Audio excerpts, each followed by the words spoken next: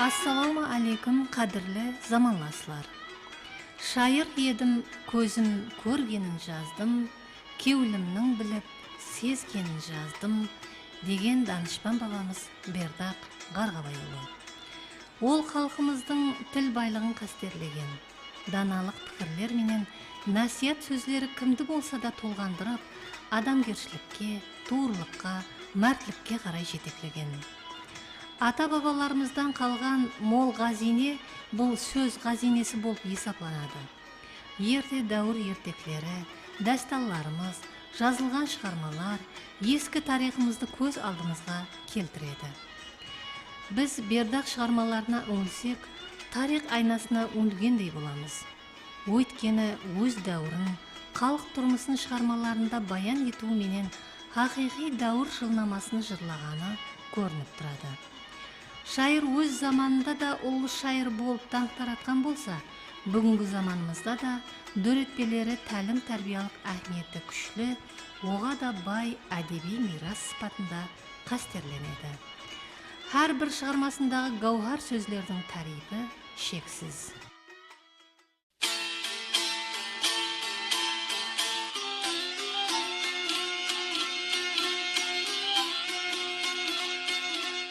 Бердақ бабамыздың ісімі Қарақалпақ халқы үшін таусылмайтұғын ғазине. Оның қалемінен дөреген дөретпелер өнермейтұғын асыл байлық, мәңгі тема болып есептелінеді. Себебі Бердақтың дөретпелері Қарақалпақ халқының тарихын, арманларын, толғаныстарын сәулелендіретұғын күшлі, құдіретлі сөзге ие, асыл гауһар сөзлерге бай рухи мирас сипатында інәм етті. Бердақ бабамыздың дөретушілігі әрбір инсанды құда менен инсан һәм иман, адам һәм жәмиет, адамның жәмиетте тұтқан орны, адамның минет етуі, олардың отан алдындағы вазипалары, туған туысқан арасындағы қатынас, достық мәселесі, бала тәрбиясы, сондай-ақ ілім алу мәселелері гіреулі орынды иелеген. Бердақ бабамыздың балам қосығынан мысал келтіріп өтетұғын болсақ, алтақлама, талтақлама, біреу ұрды деп жылама, аш боламан деп ойлама, жігерлі бол, жастан балам. Міне осы бір куплеттің өзінде көрініп тұрыпты, балаларымызды жастан тәрбиялау, яғни балаларды шыдамлыққа, сабырлыққа, тақатлыққа үйрету мәселелері ең үлкен орынды иелейді. Сондай-ақ бола тұрсаң қосығына мысал келтірсек, малым бар деп асып таспа, адамлар менен жарыспа, жарлыны аяққа баспа, сен де жарлы бола тұрсаң.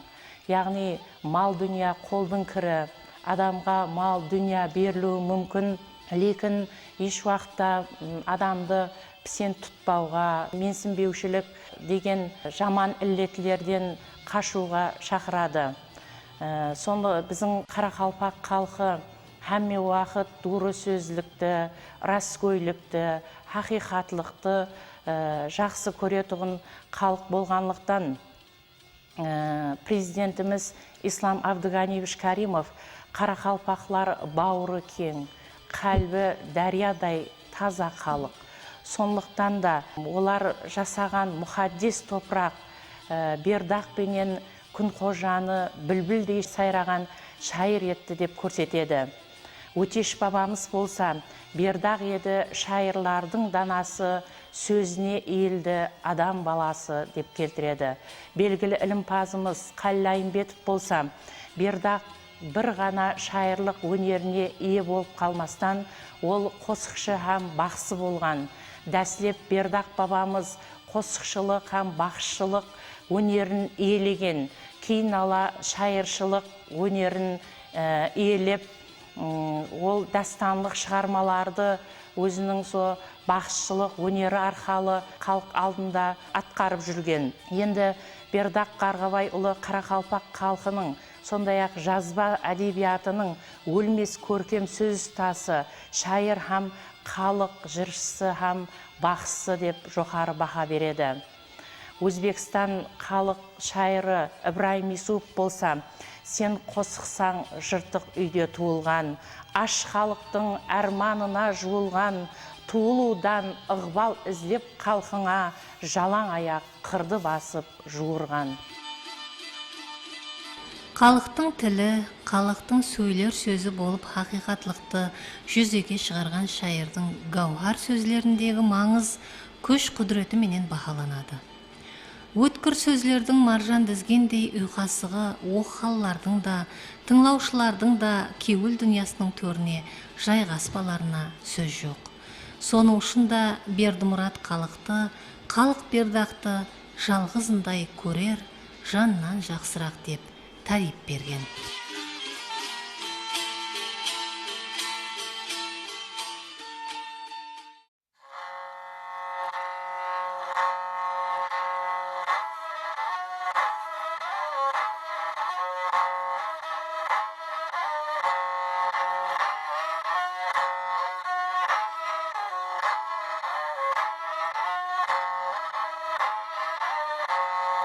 Көріңлер халықтың шейресін, есі шейренің манысын. Бәршенің ата бабасын айтып баянай қылған екен. Мәліктің оғлы разы хақ, яшлығында қойған құлпақ. Киген екен қара қалпақ, соннан қалпағай болған екен. Шағяш балай ерке оғлы, қып демеклік әрептілі. Қыпшақ тұр кейманысы, соннан қыпшағай болған екен. Кененің Маңғытай ағасы, кене тентек тұр інісі. Әр іс етсе кестір ісі, ол кенеге сәй болған екен.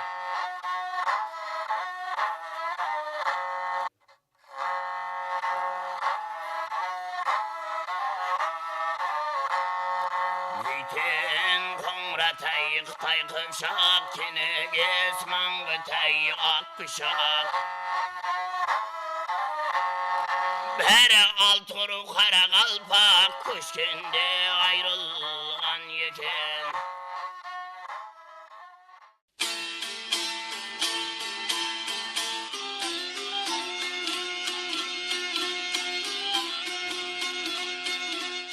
Бердақ бабамыз шежірет өретпесі менен тек Қарақалпақ әдебиятында ғана емес, бүткіл түрки халқылар әдебиятында, соның ішіне поэзияға үлкен жаңалық алып келген шайырымыз есептелінеді. Шежіре сөзінің өзі араб тілінен алынған сөз болып, терек деген мәністі аңлатады. Яғни бұл әрбір халықтың келіп шығу тарихы, оның түбі бір, шақасы мың, һәмме уақытта достықта, туысқанлықта, ауызбіршілікте жасағанлығы, олардың бабаларының тарихы, тарихи тұлғалардың тарихын сәулелендірген. Бердақтың шежіре дөретпесі 266 куплет, 1066 қатардан ібарат болып, бұл дөретпені ілімпазларымыздың минетіне сүйенген алда екі үлкен дәуірге бөліп үйреніп қарауымызға болады. Бұның бірінші дәуірі Қарақалпақ халқының ұру қабилелерінің келіп шығуы, халық әфсаналарынан пайдаланып, реал тарихи тұлғалар образлары менен мифлік әфсанауи образларды аралас берген бірінші дәуірі 40-тан астам тарихи шахслардың бар екенлігінен дерек беріп келеді. Ал екінші дәуірі болса, Қарақалпақ халқының 17-19 әсірдегі социалдық саяси өмірі, сондай-ақ Қарақалпақ халқының пайда болуы, оның бабаларының тарихы һәм олардың қалыптасуын баян етіп, бұл бөлімде 200-ден астам тарихи шәхслардың бар екендігін көрсетеді. Енді бұл шежіреде әлбетте адамлардың, ұру қауымлердің келіп шығуы, тілі, діні, ата-бабалары, туған туысқандары, тарихи тұлғалар, міне сондай-ақ жүдә үлкен мазмұнға ие шығарма болып табылады. Енді Бердақ төретпелерінің жазылу қосқыларының күш құдіретіне, яғни бұл сөздер қолланған сөздердің сондай бір шырайлы, қонымлы, оқыған әрбір инсанды рухландыратын күш құдіретке ие екенлігін көруімізге болады.